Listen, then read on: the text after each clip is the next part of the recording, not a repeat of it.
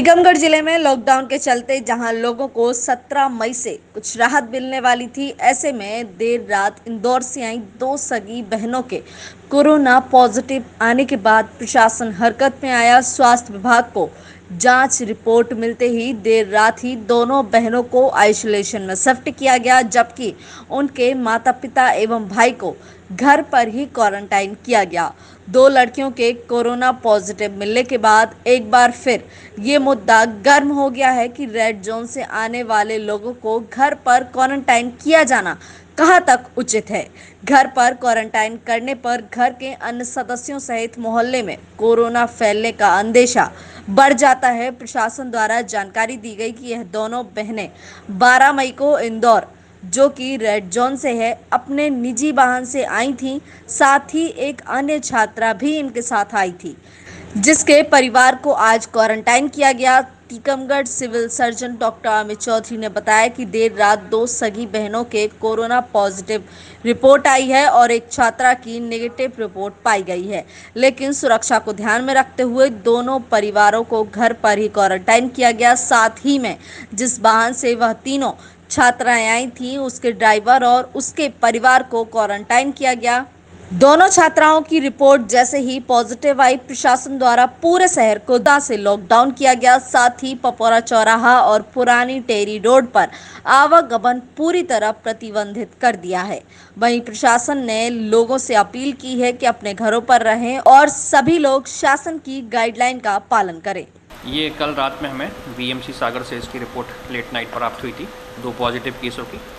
ये शहरी क्षेत्र टीकमगढ़ में दो पॉजिटिव केस पाए गए हैं, जिनकी ट्रैवल हिस्ट्री एक ही परिवार के दो बहनें हैं, और इनकी जो हमने ट्रैवल हिस्ट्री बाकी जो कॉन्टैक्ट ट्रेसिंग की है, उसके हिसाब से ये इंदौर से 12 तारीख को वहाँ से अपनी पर्सनल प्राइवेट व्हीकल से पास के थ्रू यहाँ टीकमगढ़ आए थे, जिनकी 13 तारीख को इनको जाँच करा, उन्हें उसी दिन उनको होम क्वारंटाइन जैसा कि गाइडलाइन प्रोटोकॉल है, सिम्टम नहीं थे। एक बहन को थोड़ा सा हल्का सर्दी जुकाम था, उसी दिन 13 तारीख को उनकी सैंपलिंग की थी और कल 15 तारीख को उनकी रिपोर्ट कल ही प्राप्त हुई है। नहीं, ऐसा कुछ नहीं है। होम क्वारंटाइन की गाइडलाइन ही है। इवन अब तो सिम्टोमेटिक जो पॉजिटिव केस भी हैं, उनके लिए भी घर पे होम क्वारंटाइन का ही गाइडलाइन है राष्ट्रीय स्तर से। अगर कोई सिम्टम होता है बिल्कुल जांच कराएंगे उनकी, कुछ ऐसा लगता है, संदिग्ध लगते हैं तो बिल्कुल जांच कराएंगे। अगर नहीं हो रहा है तो सभी से मेरा ये निवेदन है और फिर से हम सभी से ये एडवाइस करते हैं कि जितने भी लोग बाहर से, रेड जोन से या किसी भी अन्य से आ रहे हैं, अगर कोई सिम्टम्स नहीं है तो कृपया करके यहाँ वहाँ ना घूमें, अपने घरों में ही रहें। अनावश्यक तनाव का या भय का वातावरण क्रिएट आसपास पड़ोसियों में होता है।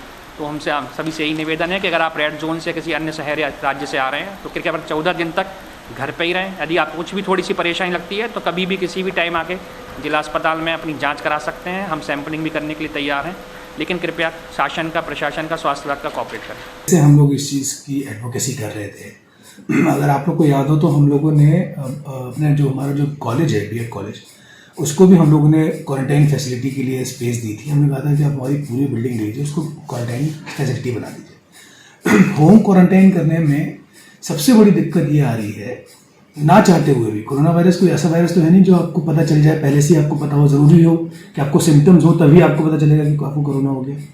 ये एक नॉन सिम्टोमेटिक टाइप का वायरस है जो बहुत लंबे समय के बाद सिम्टम्स दिखाता है।